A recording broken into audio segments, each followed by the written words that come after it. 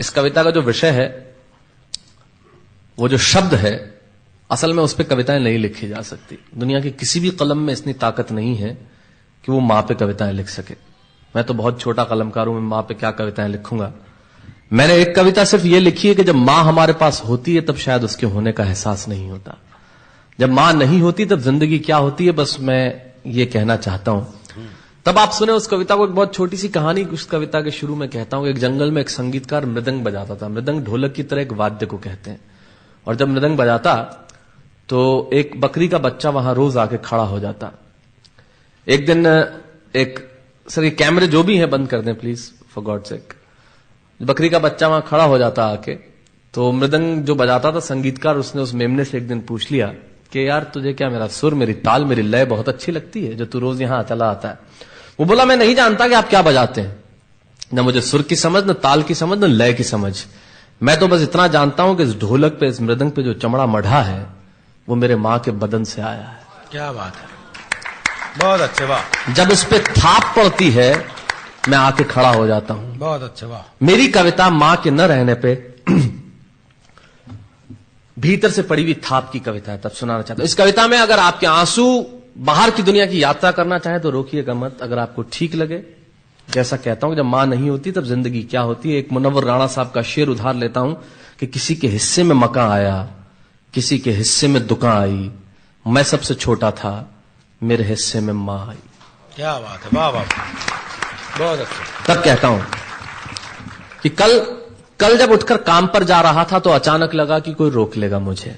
कल जब उठकर काम पर जा रहा था तो अचानक लगा कि कोई रोक लेगा मुझे और कहेगा खड़ा खड़ा दूध मत पी, हजम नहीं होगा। मुझे लगा कोई कहेगा खड़ा खड़ा दूध मत पी, हजम नहीं होगा। 2 घड़ी सांस ले ले, अरे इतनी ठंड और कोट भूल गया, इसे भी अपने पास ले ले।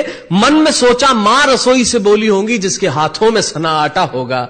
अगली पंक्ति के खालीपन से जुड़े और जुड़े तो मुझे बताएं। मन में सोचा मां रसोई से बोली होंगी जिसके हाथों में सना आटा होगा, और पलट के देखा तो क्या मालूम था कि वहां सिर्फ सन्नाटा होगा।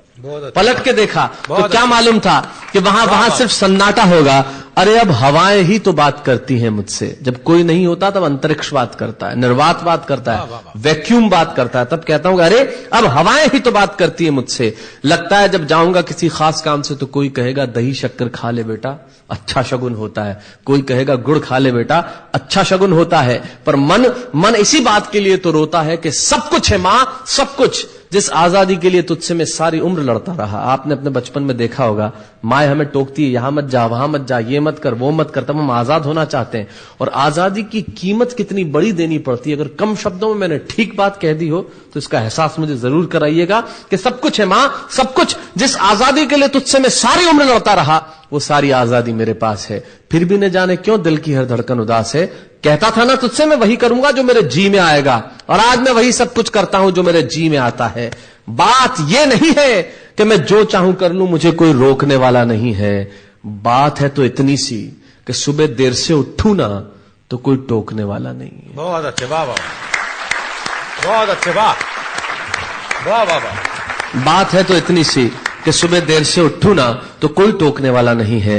रात को देर से लौटूं तो कौन नाराज होगा भला, कौन कहेगा बार बार कि अब कहां चला। आप ही के जिंदगी के कुछ दृश्य चुराता हूं और आप ही को सौंपता हूं। रात को देर से लौटूं तो कौन नाराज होगा भला, कौन कहेगा बार बार कि अब कहां चला। दोस्तों के साथ घूमने पर उल्हाने कौन देगा, मेरे वो तमाम झूठे बहाने कौन देगा। सच कहा साहब, गम की चोटें जख्मों पे फौलाद से ज्यादा क्या होगी, और मां की दौलत दुनिया में औलाद से ज्यादा क्या होगी। तब कहना चाहता हूं कि रात को देर से लौटूं तो कौन नाराज होगा भला, कौन कहेगा बार बार कि अब कहां चला। दोस्तों के साथ घूमने पर उल्हाने कौन देगा, मेरे वो तमाम झूठे बहाने कौन देगा। कौन कहेगा कि इस उम्र में क्यों परेशान करता है। हाय राम ये लड़का क्यों नहीं सुधरता है, पैसे कहां खर्च हो जाते हैं तेरे, क्यों नहीं बताता है। सारा दिन मुझे सताता है, रात को देर से आता है, खाना गर्म करने को जागती रहूं, खिलाने को तेरे पीछे भागती रहूं, बहाती रहूं आंसू तेरे लिए, कभी कुछ सोचा है मेरे लिए। खैर मेरा तो क्या होना है और क्या हुआ है, इस बुढ़िया का तो क्या होना है और क्या हुआ है।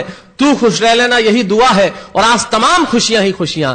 जीवन में जो सर्वश्रेष्ठ एक पंक्ति जो ईश्वर ने मुझे सौंपी वो मैं आपको सौंपता हूं।